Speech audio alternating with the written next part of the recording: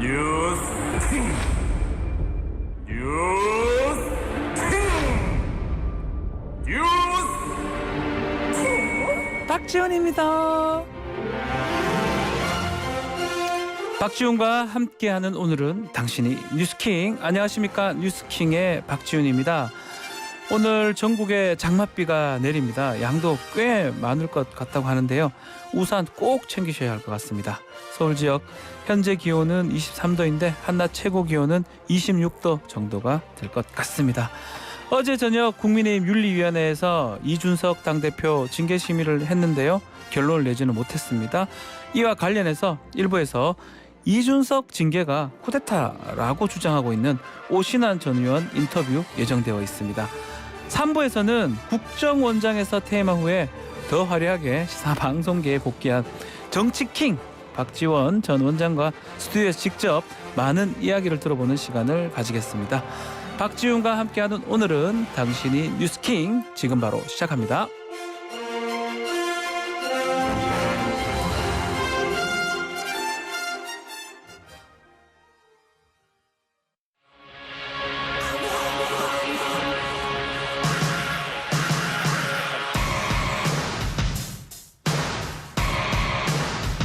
이준석 대표에 대한 당 윤리위 판단은 내달 7일, 7월 7일 이 대표의 소명을 듣고 의결하기로 결정을 했습니다.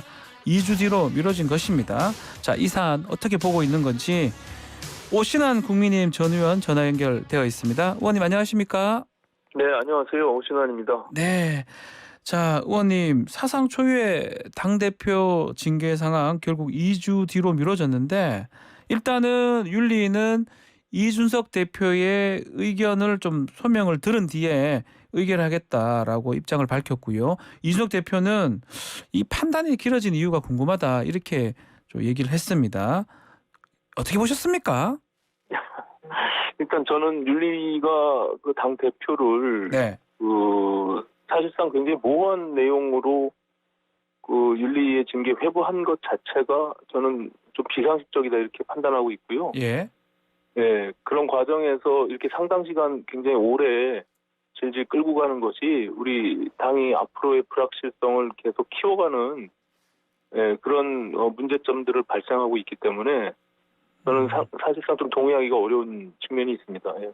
그래서 우리 오 의원님께서 징계 해부 그 자체가 쿠데타 시도다, 이렇게 표현하신 건가요?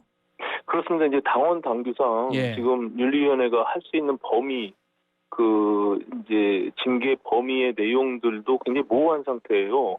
왜냐하면 지금 당 대표와 최고위원이라고 되어 있는 명시적 내용이 없거든요. 네. 국회의원과 당협위원장, 그 외에 시도당 위원장, 이런 구체적인 사안들은 있는데 그 당 대표와 최고위원회가 윤리위원장과 윤리위원들의 임명과 해임의 권한을 갖고 있거든요. 그러네요. 예. 예, 그리고 결국에는 이 징계위원회가 징계를 하더라도 그 처분을 할 수 있는 처분권자는 당 대표입니다. 또 당대표가 그러니까 처분해야 된다. 예. 그렇습니다. 예, 강제적으로 처분할 수 있는 권한이 윤리위원회는 없어요. 그리고 최고위원회와 당 대표가 의결을 통해서 징계위원회의 징계 내용을 중지시키거나 취소시킬 수 있는 권한도 있습니다. 아하. 네, 그렇기 때문에 이거는 민주적 절차로 국민과 당원이 뽑은 당 대표를 9명의 윤리위원이 결과적으로 탄핵시키는, 저는 이 정치적 불순한 의도를 갖고 있는 쿠데타다, 이렇게 생각하고 있습니다.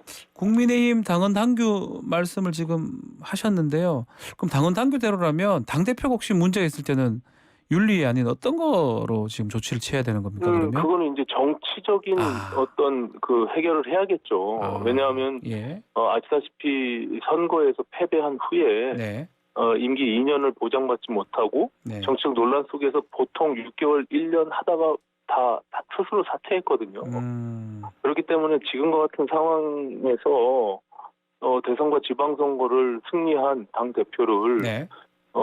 저는 이 윤리위원회가 더군다나 이 품위유지 의무 위반이라고 하는 굉장히 모호한 내용을 가지고 이건 주관적 판단이 될 수밖에 없잖아요. 예. 네, 그런 상황으로 징계 회부한 것 자체가 저는 나쁜 의도가 있다 이렇게 보고 있습니다.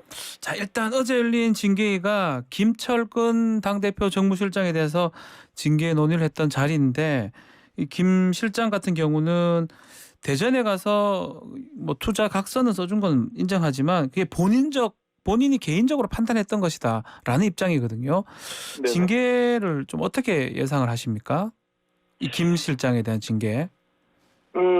사실상 어제는 김철근 정무실장은 참고인 신분으로 가서 서명을 했거든요. 예.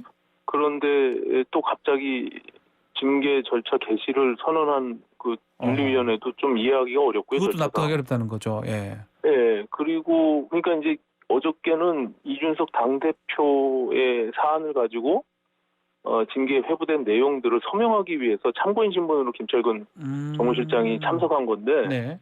느닷없이 오히려 피의자 신분의 그 징계 건수로 개시를 선언하니까 네. 그것도 저는 좀 절차상 좀 납득하기가 어렵고요. 아하. 별도로 그럼 김철근 정무실장에 대한 징계건을 상정하고 아하. 또 그거는 본인에 대한 소명을 듣고 하는 절차가 있어야 되겠죠. 결국 지금 징계 개시가 됐습니다. 김철근 실장 네네. 같은 경우는요. 그러면 어느 정도 징계를 받을 거라고 예상을 합니까? 저는 어떤 징계가 나와도 아하. 당이 이 큰 내용으로 갈등 국면으로 갈 수밖에 없는 상황인데요. 예. 저는 다시 한번 말씀드리지만 윤리위가 왜 무리하게 지금 이런 사안들을 더군다나 선거 승리 이후에 당대표를 징계 건수로 올렸는지도 참 의문이고요. 예. 네, 지금 저런 행동 자체가 굉장히 무리한 측면이 있기 때문에 저는 최고위원회하고 당대표가 윤리위원회를 해산시킬 수도 있어요. 아, 그런 네, 권한이 있다는 거잖아요. 예. 윤리위원들을 해임하고 해임 권한을 갖고 있거든요. 예. 최고위원회 의결을 통해서. 예. 윤리위원장도 마찬가지고요. 그렇다면 이렇게 당을 오히려 지금 결국 내용 속으로 갈등 속으로 몰아넣고 있는 윤리위원회 정치적 행동을 예. 저는 오히려 탄핵해야 된다고 생각을 하고 있습니다. 네.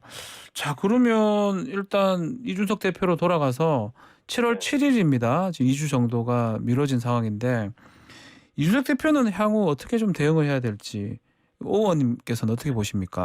이제 뭐 정치적 논란이 될 수밖에 없겠죠. 예. 이준석 대표가 그것을 수긍하고 만약에 스스로 사퇴하거나 예. 뭐 그걸 수용한다면 모르겠지만 그렇지 않다면 아까 말씀드린 대로 이건 지금 수사가 진행 중인 사안이거든요. 그렇습니다. 예, 경찰이 그리고 뭐 사법부가 이 판단하지 않은 내용들을 어떤 뭐 수사권을 갖고 있지도 않은 윤리위원회가 그 내용을 팩트를 근거로 해서 결정을 내리긴 굉장히 어렵다고 보고요. 어쨌든 정치적인 결정이거든요. 네. 당의 또 내부의 윤리위원회라는 것이 정당의 기구이고요. 네. 그렇기 때문에 저는 어떤 결정이 나더라도 당이 큰 내용으로 갈 수밖에 없는데 더군다나 당대표를 거리시키고 또 차기 전당대회를 자녀 임기에 대해서 또 열게 되잖아요. 예, 그렇게 되겠죠. 네. 이런 일들을 9명의 윤리위원들이 더군다나 지금 이양희 위원장이 당의 당원인지도 저는 잘 모르겠는데 이 민주적 절차로 국민과 당원이 뽑은 당대표를 선출직이잖아요. 예. 최고위원들도. 지금 당원 당규상 당대표를 탄핵할 수 있는 절차가 없습니다. 그런데 윤리위원회가 결과적으로 실질적인 탄핵을 하는 탄핵의 거거든요. 어떤 역할을 하는 거죠. 이건 지금. 정치적인 구태타죠. 어떻게 보면. 네, 그것은 우리 정당사에 한 번도 있지도 않은 당대표를 윤리위원회 징계 회부하고 그 결정을 통해서 탄핵한다면 저는 굉장히 나쁜 그 정당사의 역사를 남기는 것이다. 이렇게 판단하고 있습니다. 그래서 이양희 위원장이 뭐 독단적으로 판단했다기보다는 일각에서는 네. 당권 경쟁 아니냐 이준석 대표에 대한 이런 네. 얘기들이 좀 많이 있어요. 이런 부분 어떻게 보십니까? 뭐 당권을 노리는 사람들이 다음 차기 당권 때문에 저렇게 하는지의 여부는 제가 판단하기 좀 어렵고요. 네. 다만 내부적인 권력 투쟁으로 보여지는 권력 것은 투쟁. 분명합니다. 예. 이른바 친윤 뭐 그거하고 상관도 있는 겁니까? 뭐 그게 대통령의 마음이라고 저는 생각하지는 않고요. 예. 다만 무슨 뭐 또 다른 세력이겠죠. 이제 다른 이준석을 세력? 비토하는. 예. 예. 그러니까는 지금 아시다시피 이준석 대표가 그동안 1년 동안 쭉 당대표를 역할을 하면서 예. 끊임없이 견제받고 당권을 흔들려고 하는 시도가 있었거든요. 그렇죠. 그럼에도 불구하고 본인의 스타일상 지금까지 돌파해 왔고 네, 지방선거와 또 대통령 선거를 승리해서 왔고 또 아주 엄연한 사실은 그 승리에 큰 공로를 세운 장본인입니다. 그건 맞죠. 그리고 예. 예, 책임당원이 당대표 취임 당시 20만 명이었던 것을 80만 명으로 4배 가까이 지금 올려놨고 예. 특히 2030 당원들을 7배로 늘려놓은 그 장본인이 이준석 대표입니다. 네. 이런 부분들에 대한 공은 전혀 생각하지도 않고 그냥 이준석 대표의 애티튜드나 스타일이 마음에 안 들고 뭐 소위 말해서 우리가 갖고 있는 정치권 문화에서 뭐 잘 아시다시피 무슨 그 네 가지가 없다고 예. 뭐 그런 반응들로 당 대표를 탄핵한다면 이건 정말 있을 수가 없는 일입니다. 제가 봐서는. 그래서 당원의 한 사람으로 굉장히 분노하고 화가 나는 일이에요. 예. 그래서 또 창당 얘기가 또 있더라고요. 이것도 뭐 좀 혹시 식물 대표로 이준석 대표 그렇게 되면 유승민 전 의원이 또 힘을 실어준다.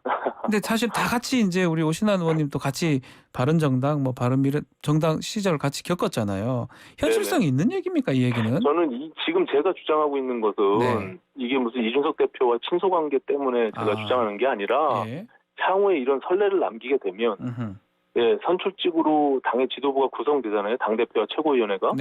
언제든지 윤리위원회 통해서 탄핵당할 수 있는 이런 어떤 잘못된 선례를 남기게 되는 거예요. 굉장히 이거는 앞으로 당 지도부를 이끌어가는 데 있어서 나쁜 정치적 의도를 갖고 윤리위원회가 결과적으로 우리가 이제 사법부의 절차들을 통해 가지고 검찰이나 수사를 통해서 법률 위반 혐의를 가지고 기소를 하고 그다음에 재판을 통하는 이런 절차들도 아니거든요. 지금 그렇습니다. 따져볼 수 있는 게 아니에요. 윤리위원회가 스스로 판단해서 안건을 상정시키고 거기서 자기들이 그냥 서명한다고 해서 한번 듣고 그다음에 정치적 판단을 하는 것은 이거는 앞으로도 굉장히 불안정한 당 운영이 될 수밖에 없다.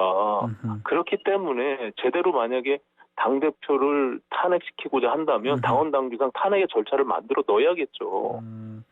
네, 그래서 우리 저 대통령의 탄핵 절차가 있듯이. 창당의 가능성이 현실성은 그거는 소설입니다. 제가 소설입니까? 봐서는. 유승민 의원은 가만 안 있을 것 같아요. 전혀 뭐 제가 판단할 때는 전혀 근거 없는 얘기고요. 전혀 얘기가 안 된다. 그거는 이준석 대표를 또 음해하기 위한 또 다른 공작이다 저는 이렇게 봅니다. 알겠습니다. 자, 당내 다른 많은 모임들도 지금 출범이 되고 있는데 뭐 김기현 의원은 새미래 또 민들레가 지금 주춤하고 있으니까 장지현 의원이 미래핵심 포럼 이런 공부 모임들이 지금 만들어지는데 이게 단순한 공부 모임입니까? 이제 정치권에서 공부를 그렇게 해야 됩니까? 예.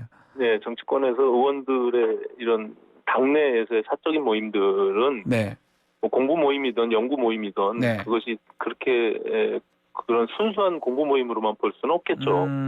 네, 어쨌든 그게 그를 통해서 하나의 세력화되고 네트워킹이 되는 그런 과정들이 있기 때문에 저는 뭐 또 다른 의도가 있을 수밖에 없죠. 그리고 그것이 수십 년째 그 정당 안에서 계속 지속되는 모임이 아니거든요. 네. 알겠습니다. 국정 운영 관련해서도 한번 질문을 드려보겠습니다. 자, 윤석열 대통령 취임 이후에 검찰, 경찰에 대한 통제권이 좀 의지가 드러나는 상황인데 특히 최근에 행안부 내에서 경찰 지휘 조직 신설하는 거 가지고 논란이 좀 많습니다. 자, 이 부분은 어떻게 보십니까? 저는 뭐 검경수사권 조정 특히 검소완박법 이후에 그 경찰의 비대해진 권력을 어떻게 견제할 것인지 이 부분에 대한 보완책이 사실 미비했던 것은 사실이에요. 우리가 그동안 검경수사권 조정하면서 같이 수반됐던 논의는 그 자치경찰제나 국가경찰청 독립돼 있는 수사청을 만드는 부분들 또 국가경찰위원회를 실제로 하는 이런 여러 가지 논의들이 같이 병행됐었거든요. 근데 이제 그것은 멈춰져 있는 상태고 검찰을 견제한다는 내용으로 지금 경찰을 오히려 비대하게 만든 그 권력을 어떻게 견제할 것이냐 이런 논의인데 그렇다고 해서 저는 다시 30년 전으로 돌아가서 그 행정안전부 내부에 경찰국을 신설하는 것은 너무 쉽게 가는 것이 아닌가. 예, 우리가 그것이 문제점을 안고 있었기 때문에 지금까지 역사가 계속 발전해 온 것이고 그것이 폐지된 거 아니겠습니까? 그러니까는 가장 우선의 기준으로 둬야 되는 것은 네. 수사권을 갖고 있기 때문에 네. 정치적 독립이나 중립성을 확보하는 것이 어떤 것이냐라는 것을 가장 큰 가치로 생각을 해야 된다 저는 이렇게 생각합니다. 예. 네. 자, 이 부분도 한번 질문 드려보겠습니다. 지금 검찰총장은 임명되지 않은 상황인데 지금 검사장급 인사들이 있었습니다. 한동훈 법무부 장관이 지금 대신 좀 하는 그런 상황인데 좀 법에 반할 여지도 있을 것 같고 이 부분 어떻게 보십니까? 사실 뭐 지금 시급하게 검찰 내부에 대해서 정비할 필요는 있다라고 네. 느껴집니다. 예. 하지만 지금 어쨌든 이례적으로 검찰총장이 임명되지 않은 상태에서 네. 법률적으로는 검찰총장의 의견을 청취하고 인사를 하게 되어 있죠. 그렇죠. 네, 근데 이제 법무부 장관 하고 있는 한동훈 장관이나 또 대통령이나 다 검찰에서 20년 넘게 그 조직 안에 있었던 분들 아닙니까? 예. 그러니까 누구보다도 지금의 검찰을 잘 알고 있다라는 판단에서 좀 이렇게 서두른 것이 아닌가 이런 판단이 있고요. 네. 좀 아쉬움이 있는 측면이 있습니다. 아쉬움이 그러니까, 있습니까? 예. 과거에도 뭐 문재인 정부에서 그런 사례가 있을 때 저희가 사실 그 부분에 대한 지적과 공격을 해왔거든요. 왜냐하면 그런 사람 자꾸 뽑는 거 아니다 이렇게 얘기했잖아요. 자기 사람들 챙기는 거. 근데 뭐 사람에 대한 판단은 네. 그거는 정권이 이제 새로 교체됐고 그 과거에 문재인 정부에서 탄압받았다라고 판단을 하고 있기 때문에 네. 예, 그 소위 그 당시에 윤석열 사단이라고 하는 특수통들 중심에 네. 특히 26기에서 29기까지 지금 검사장 승진과 네. 전면에 배치가 됐거든요. 맞습니다. 예. 이제 그런 측면에 대한 부분은 뭐 정치적인 공방이 있을 수는 있지만 네. 수사 잘하는 사람을 어쨌든 능력에 따라서 적재적소에 배치했다라고 하는 부분들에 대한 원칙, 뭐 그 판단은 주관적일 수밖에 없잖아요. 어쨌든 인사권자가. 네네. 예, 그래서 그런 논란은 있을 수 있지만 어쨌든 지금 절차적으로 검찰총장이 공석인 상태에서 예, 그 대규모 이 간부급의 검찰 인사를 단행하는 것은 사실 조금 뭐 절차적으로도 그렇고 오해가 있을 수 있는 사실은 있다 이렇게 봅니다. 알겠습니다. 네. 자, 마지막으로 지금 서해 공무원 그 피격 사건 일단은 국민의힘에서 그 대통령 기록물 공개를 요구하고 있거든요. 이걸로 진상 규명이 되겠습니까? 좀 짧게 말씀 부탁드리겠습니다. 저는 이건 반드시 진상 규명을 해야 해야 된다고 생각하고요. 예. 국가가 왜 존재하는지 한 개인의 생명을 더군다나 그 해수부 공무원이 예. 북에 의해서 총격으로 사살당하고 또 소각당하지 않았습니까? 그렇죠. 이런 측면에 대한 진실이 무엇인지 이 부분은 반드시 밝혀져야 될 내용이다 이렇게 판단하고 네. 뭐 국가 기록물이든 대통령 기록물이든 어떤 것이든 뭐 공개할 수 있는 범위 내에서 공개하고 그 진실을 파헤쳐야 된다 이렇게 생각합니다. 알겠습니다. 자, 오늘 말씀 여기까지 듣겠습니다. 감사합니다. 네, 고맙습니다. 지금까지 오신환 국민의힘 전 의원과 함께했습니다.